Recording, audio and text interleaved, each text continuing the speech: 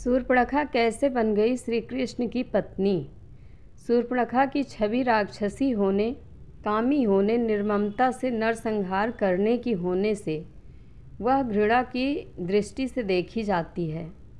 करोड़ों जन्मों तक तपस्या करने के बाद भी ऋषि मुनियों को भगवत दर्शन लाभ नहीं हो पाते, परंतु इसने उनके दर्शन के साथ साथ बातें भी की तथा श्री राम ने उनकी लक्ष्मण जी से भी बात करवाकर भक्ति स्वरूपा आद्य शक्ति जगत जननी सीता माता के दर्शन भी करवा दिए।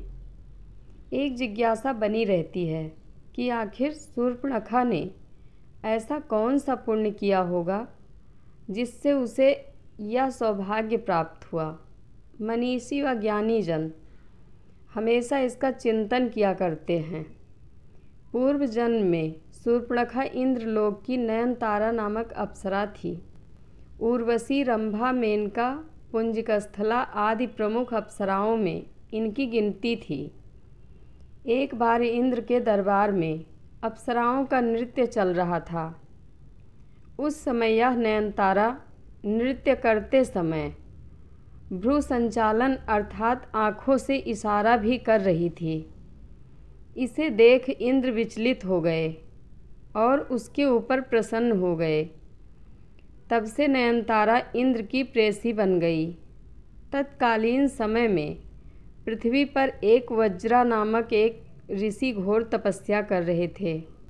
तब नयनतारा पर प्रसन्न होने के कारण ऋषि की तपस्या भंग करने हेतु इंद्र ने इसे ही पृथ्वी पर भेजा, परंतु वज्रा ऋषि की तपस्या भंग होने पर उन्होंने इसे राक्षसी होने का श्राप दे दिया। ऋषि से क्षमा याचना करने पर वज्रा ऋषि ने उससे कहा कि राक्षस जन्म में ही तुम्हें प्रभु के दर्शन होंगे। तब वही अप्सरा देह त्याग के बाद शूर्पणखा राक्षसी बनी। उसने दृढ़ निश्चय कर लिया कि प्रभु के दर्शन होने पर वह उन्हें प्राप्त कर लेगी। वही नयनतारा वाला मोहक रूप बनाकर ही शूर्पणखा श्री राम प्रभु के पास गई, परंतु एक गलती कर बैठी। वह यह कि पर ब्रह्मा प्रभु परमात्मा परात्पर पर ब्रह्मा को पति रूप में पाने की इच्छा प्रकट कर दी। तुम सम पुरुष नमो सम नारी, यह संजोग विधि रचा विचारी। मम अनुरूप पुरुष जग माही, देखूं खोज लोक तिहु नाही। पर ब्रह्मा को प्राप्त करने की एक प्रक्रिया होती है। भक्ति या वैराग्य के सहारे ही पर ब्रह्मा को प्राप्त किया जा सकता है। शूर्पणखा भक्ति रूपा सीता माता और वैराग्य रूपी श्री लक्ष्मण जी के पास न जाकर सीधे ब्रह्म के पास चली गई। यह उसकी सबसे बड़ी गलती है। वह तो डायरेक्ट श्री राम की पत्नी बनकर भक्ति को ही अलग कर देना चाहती थी। इसके अलावा वैराग्य का आश्रय लेती तो भी प्रभु को प्राप्त कर सकती थी, परंतु वैराग्य को भी नकार कर अर्थात वैराग्य रूपी श्री लक्ष्मण जी के पास भी न जाकर एवं अहंकार में आकर सीधे प्रभु के पास चली गई। उसमें अहंकार आ गया। वह कहती है, संपूर्ण संसार में मेरे समान कोई नारी नहीं है। इसका अर्थ यह हुआ कि समस्त संसार में आपकी पत्नी बनने लायक मेरे समान कोई नारी नहीं है। अहंकारी को प्रभु मिलन संभव नहीं हो सकता। फिर भी उचित प्रक्रिया का ज्ञान कराने के लिए उसे वैराग्य रूपी लक्ष्मण के पास भेजा गया ताकि उसे प्रभु मिलन की सही प्रक्रिया ज्ञात हो सके। शूर्पणखा जैसी गलतियाँ कई बार हम लोग भी करते हैं।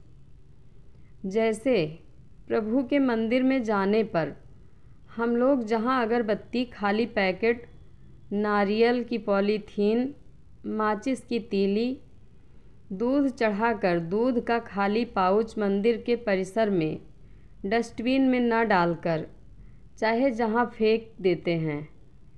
चैनल गेट में ही अगरबत्ती लगा देते हैं। नियत स्थान को छोड़कर पेड़ी पर ही दीपक लगा देते हैं, या भगवान के पैर के पास या शिव जी की जलाधारी के ऊपर ही दीपक रखाते हैं, आदि आदि। इस प्रकार के 32 भागवतापराध होते हैं। मंदिरों में जाकर इन 32 अपराधों में से एक भी अपराध यदि कोई करता है तो उस पर भगवान की कृपा तो नहीं होती, अपितु वह ईश्वर का कोप भाजन अवश्य बन जाता है। बैरागी लक्ष्मण ने सोचा कि राक्षसी को वैराग्य तो आ नहीं सकता, अतः उसे पुनः प्रभु के पास भेज दिया। तब प्रभु ने कहा कि मैं तो भक्ति के वश में हूँ। तब शूर्पणखा भक्ति रूपा सीता माता के पास गई, परंतु वहाँ भी एक भागवता अपराध कर बैठी। सोचा प्रभु इस भक्ति के वश में हैं, अतः मैं इस भक्ति को ही खा जाऊं, भक्ति को ही नष्ट कर दूं, जबकि नियम यह है कि श्रद्धा भक्ति बढ़ाओ संतन की सेवा। अतः लक्ष्मण जी ने क्रोध में आकर उसके नाक कान काटकर अंग भंग कर दिया। तब शूर्पणखा के ज्ञान चक्षु खुल गए और प्रभु के कार्य को पूरा कराने विनाशायच दुष्कृताम के लिए उनकी सहायिका बनकर प्रभु के हाथ से खर व दूषण, रावण, कुंभकर्ण, मेघनाद आदि निशाचरों को मरवा दिया और प्रभु प्राप्ति की उचित प्रक्रिया अपनाने के लिए पुष्कर जी में चली गई और जल में खड़ी होकर भगवान शिव का ध्यान करने लगी। आइए हम भी भगवान रुद्रेश्वर को प्रणाम करें। ज्योतिमत् त्रिस्वरूपाय निर्मल ज्ञान चक्षु से ओम रुद्रेश्वराय शांताय ब्राह्मणे लिंग मूर्तये। श्री कृष्ण की पत्नी 10,000 वर्ष बाद भगवान शिव ने शूर्पणखा को दर्शन दिए और वर प्रदान किया कि 28वें द्वापर युग में जब श्री राम कृष्ण अवतार लेंगे तब कुब्जा के रूप में तुम्हें कृष्ण के पति सुख की प्राप्ति होगी। तब श्री कृष्ण तुम्हारी कुंवर ठीक करके वही नयनतारा अप्सरा का मनमोहक रूप प्रदान करेंगे। जय श्री कृष्णा।